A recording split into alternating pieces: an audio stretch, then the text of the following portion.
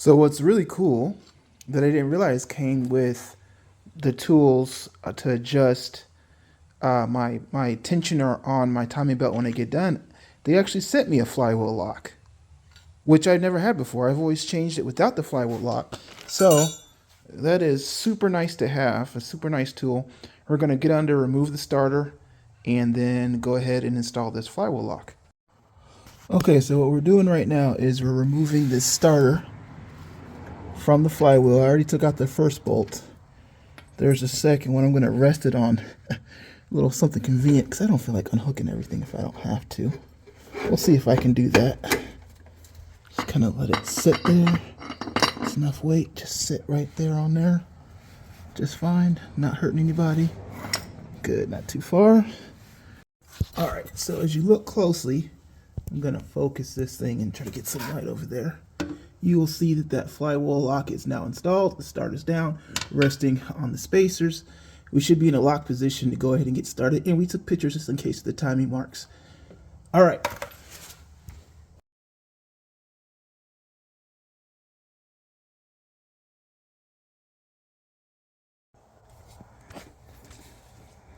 All right.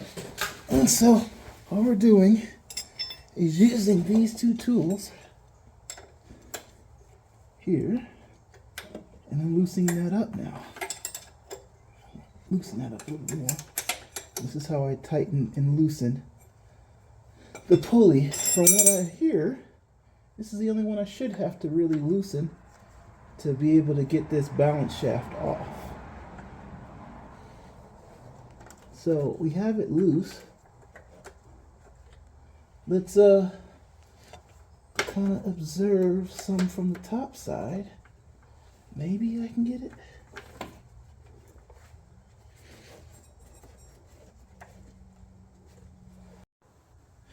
So, the great thing about having a car that's been well maintained means the parts come off a little bit easier because they've been replaced or removed previously for other maintenance. So it's a great thing. Now I'm taking off. There's a pulley right here, or wheel, a guide, whatever you want to call it, that makes life easier if you just remove it first. Roller looks to be in decent shape still. And so we will put this off to the side.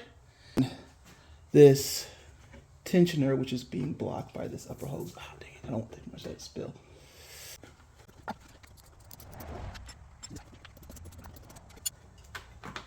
And that has relieved the tension on the belt. That's great.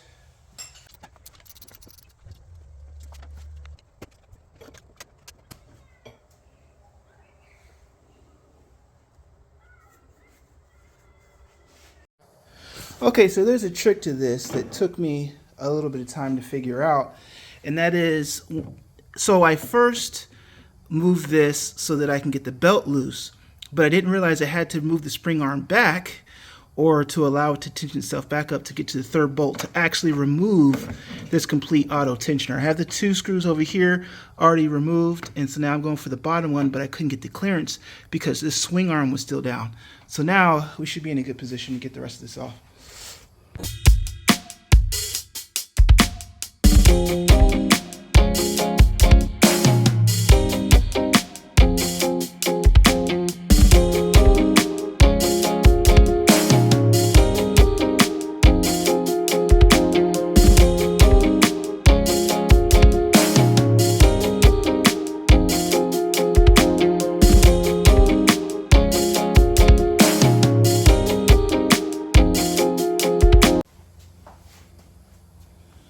So the good news is this looks like this really did not need to be done. The belt looks brand new, if you can tell. But for peace of mind, we wanted to go ahead and put another one made in USA. This is probably kind of the same belt that T107. I bet you it's very close to the belt that I purchased.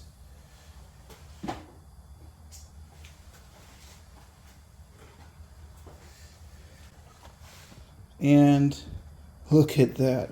It is Exactly the same belt, T107, 107. All right. Well, time to put it back together.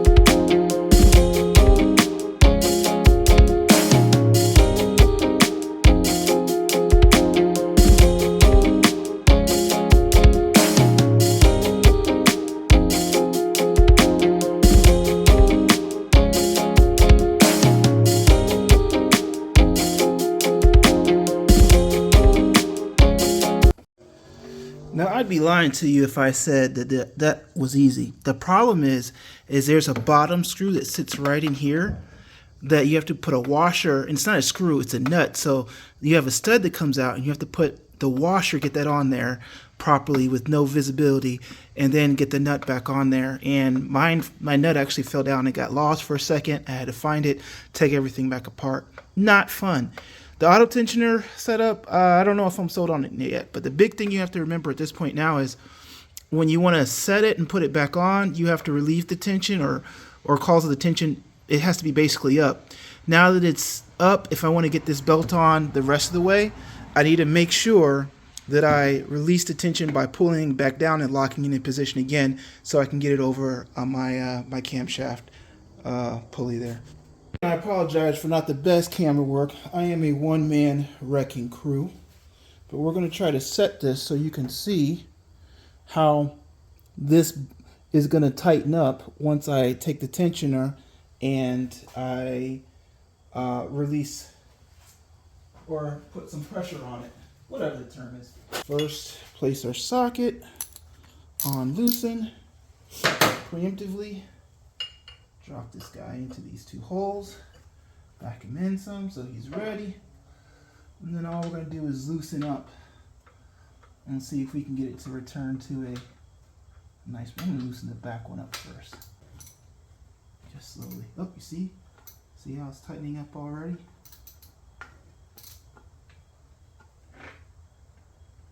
So see how tight it is. It's pretty tight. We're still on our timing marks. Check the tension on our belt. Again, you should be able to, and that looks just about perfect, almost 90 degrees, not full. We've rotated the engine around twice manually to make sure nothing's hitting. We're lining up our timing marks. We're very, very close on timing as far as nothing hitting, everything's good. The slack, I can do 90 just about. I might be a little bit stronger than it should be. I mean, I think it's pretty well right there. And so now we're going to line up our timing marks here to there, because you can see right. This is what I was trying to show you before. That's the factory mark right there. And you want to line that up with, this is the top balance shaft. There's a bottom balance shaft down there too. You can see it right there. So now I'm going to show you from underneath again. Here's the helpful hint here that somebody put this little piece right here. But if you look closely, you'll see another notch right there. And that notch has to line up to this notch. And that way we know that these two are in sync. I could put them around the roller. There's the tensioner. Let's get it back. See, now with this new belt installed, you can see I've tightened it. It's still loose, but it's not too loose. That is just the right amount of tightness. I'm just barely grazing it over this roller, which is the way I want it. I've turned it over a couple times, and everything is looking good to start putting on the timing covers again.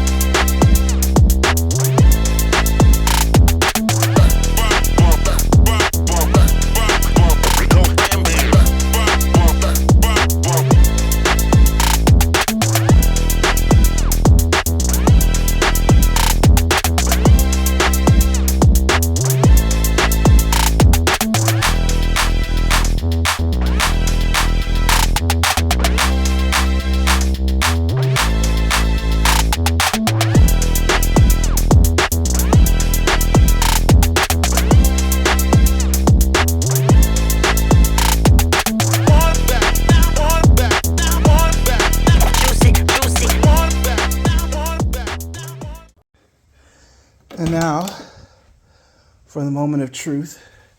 Heart is always pounding a little bit, but I turned the motor over a couple of times.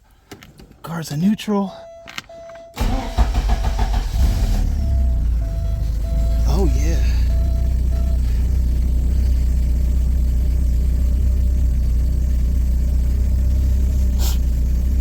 Yeah.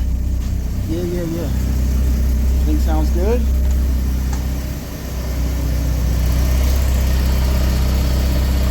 Come around to the front. Pull and get pressure. Purring like a kitten.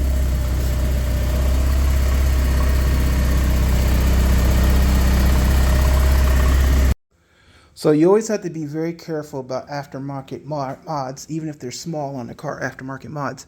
Because look here, I noticed it's hard to pick up, but when the car was running, I was getting a little bit of steam. Of course, I thought it was burn off from here, because remember, I took this hose off. That's coolant spills, hot engine. As it warms up, you're going to get a little smoke. That's normal. But when I feel back here, look at that. That's wet. And that's a fuel line. That's fuel line over hot can spill over here, and it's just by this thing right here that isn't fastened down properly.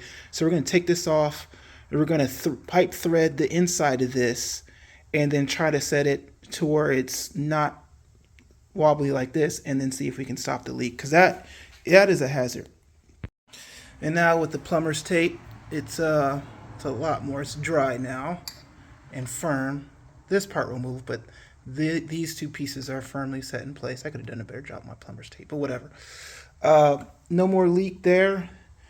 Last job we got to do, fuel rails. And once we do that, she's road bound.